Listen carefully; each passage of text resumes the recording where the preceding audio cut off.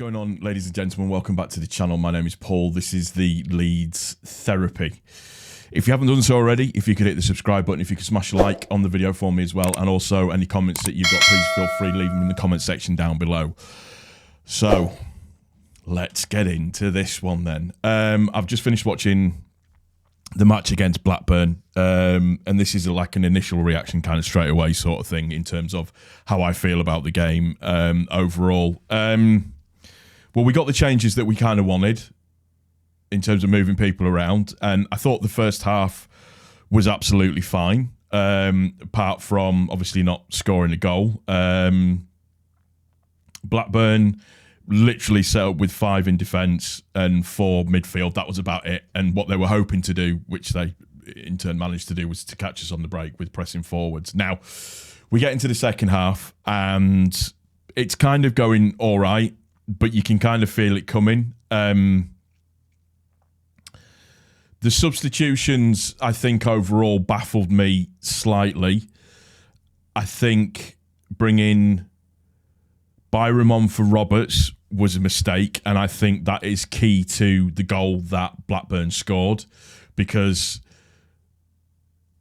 they get in on our right, their left, with Byram not being 100% up to the game.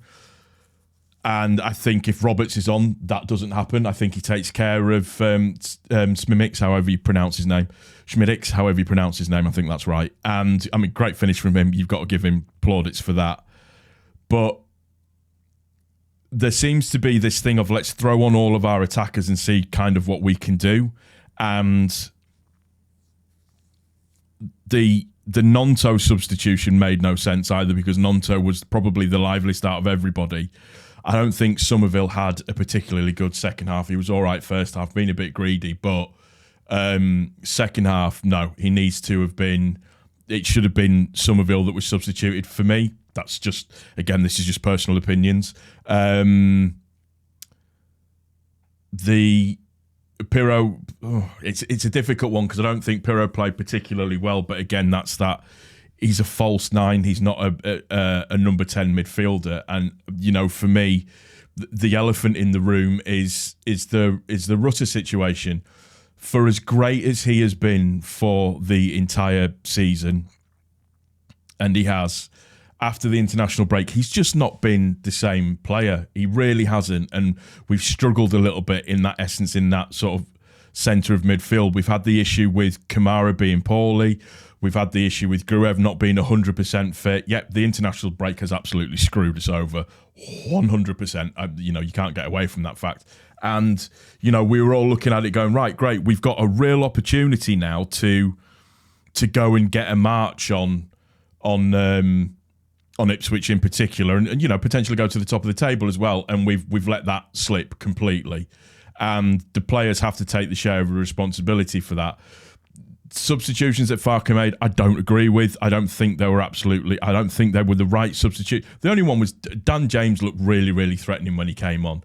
And for me, I would have brought Dan James on for Somerville. Bringing Anthony on made no sense whatsoever at all. Joseph and Bamford on at the same time makes no sense. It's either Joseph or Bamford for me. I don't know. It just feels like nerves are really, really settling in. Blackburn have done an absolute smash and grab on us, a 100% smash and grab. You know, we have 75% possession, they have 25, 780 passes. We should be winning this game, but we're not. And I don't know what the issue is. I don't know. Is it Farke? Is it the players? But yeah, I don't want to be in the playoffs, but if we have to be in the playoffs, we have to be in the playoffs. It feels like, you know, that we're just, I don't want to use the term bottling it, but there's certain players that I think need taken out of the firing line a little bit. I think Rutter needs a rest. I think Somerville also needs to be taken out of the firing line as well. For me, next game, I'm starting Nonto and I'm starting James. That's what I'm doing next game. That's how I feel about it. I don't think Somerville, as good as as Somerville has been, he needs taking out of the firing line for me. it just feels weird because it feels like the system isn't working the way that it should be. And I can't put my finger on why it's not happening. Is it nerves? Are they not up to it? Who knows? Hi, Loki. Come on. Come on. This is Loki, everybody. I think he's coming to make me feel better, aren't you? Yes, thank you. Okay, down. Get down. So yeah, I don't know how we move forward. I mean, we've got a week till Borough now, and we're waiting for hopefully Borough to do us a favour today. Is that going to happen? Who knows? Yeah, I'm gutted. I think that was our opportunity for automatics, and potentially it may have gone.